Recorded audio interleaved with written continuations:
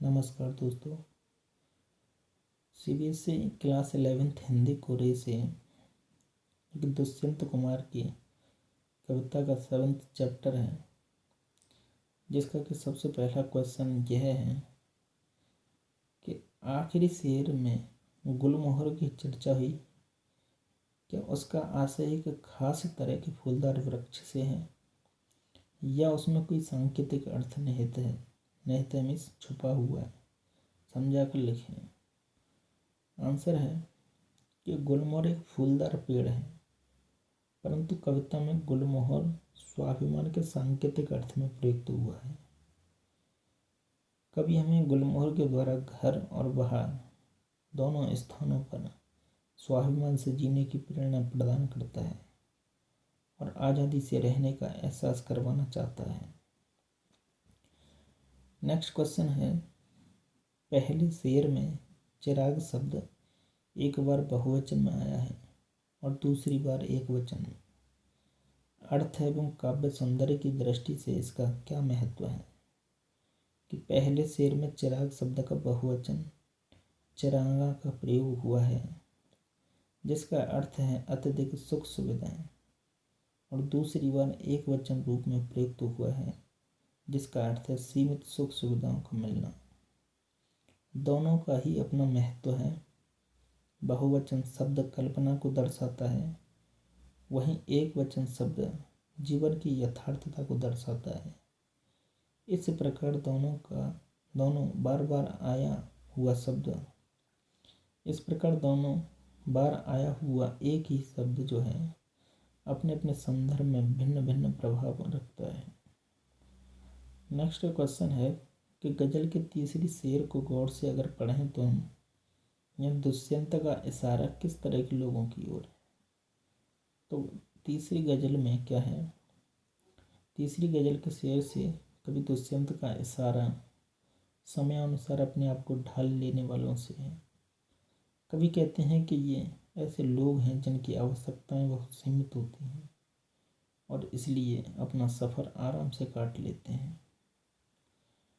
Next question है, आशय स्पष्ट करें कि तेरा निजाम है सिल्दे जुबान शायर की, कि तेरा निजाम है सिल्दे जुबान शायर की, ये एहतियात ज़रूरी है इस बहर के लिए। इसका क्या आंसर है कि प्रस्तुत पंक्तियाँ दुष्यंत कुमार की गज़ल साए में धूप, दुष्यंत कुमार की गज़ल साए में धूप से ली गई हैं और इन पंक्तियों में कवि द्वारा शासक वर्ग पर व्यंग किया गया है। क्या किया है? व्यंग।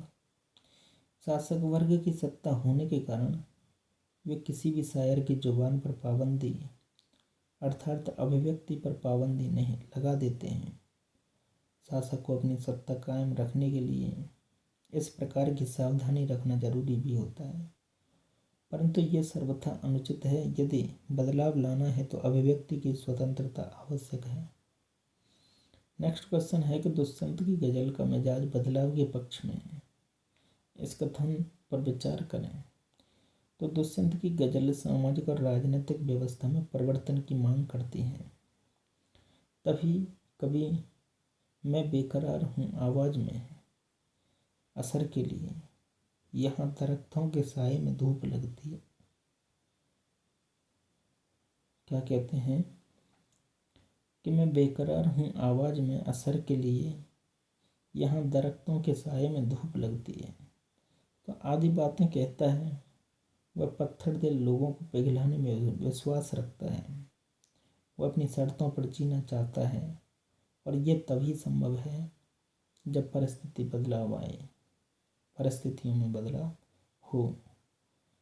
नेक्स्ट क्वेश्चन है कि हमको मालूम है जन्नत की हकीकत लेकिन दिल की खुश रखने को गालिब ये ख्याल अच्छा है। तो दुष्यंत की गजल का चौथा शेर पढ़ें और बताएं कि गालिब के उपयुक्त शेर से वह किस तरह जुड़ता है।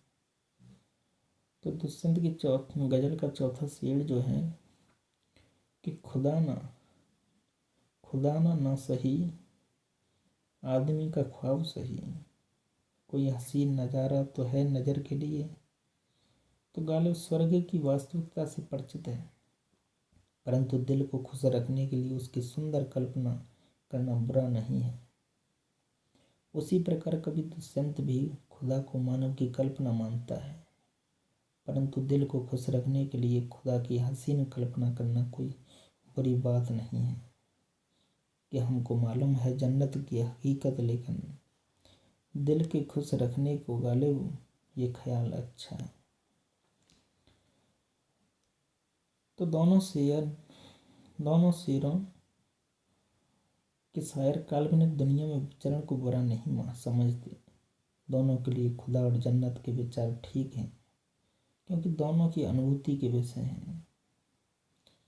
तो यहाँ दरख्तों के साए में धूप लगती है, यह वाक्य मुहावरों की तरह अलग अलग परिस्थितियों में अर्थ दे सकता है। मसलन यह ऐसी अदालतों पर लागू होता है जहाँ इंसाफ नहीं मिलता। कुछ ऐसी परिस्थितियों की कल्पना करते हुए निम्नलिखित अधूरे वाक्यों को पूरा करें। कि सबसे पहला जो वाक्य है कि यह ऐसे नाते रिश्तों पर लागू होता है जहाँ रिश्ते नाते प्रेम देने की बजाय दुख देते हैं। नेक्स्ट जो है कि यह ऐसे विद्यालयों पर लागू होता है जहाँ बच्चों को उचित ज्ञान नहीं मिलता। यह ऐसे अस्पतालों पर लागू होता है जहाँ उचित इलाज नहीं मिलता। ऐसी पुलिस व्यवस्था पर लागू होता है जहाँ नागरिक को सुरक्षा नहीं मिलती। क्या दरख्तों के साए में धूप लगती है, तो यह वाक्य जो है इन सभी वाक्यों पर लागू होता है। तो आई होप दोस्तों आपको बहुत इंटरेस्टिंग ये क्वेश्चन आंसर लगे होंगे। धन्यवाद।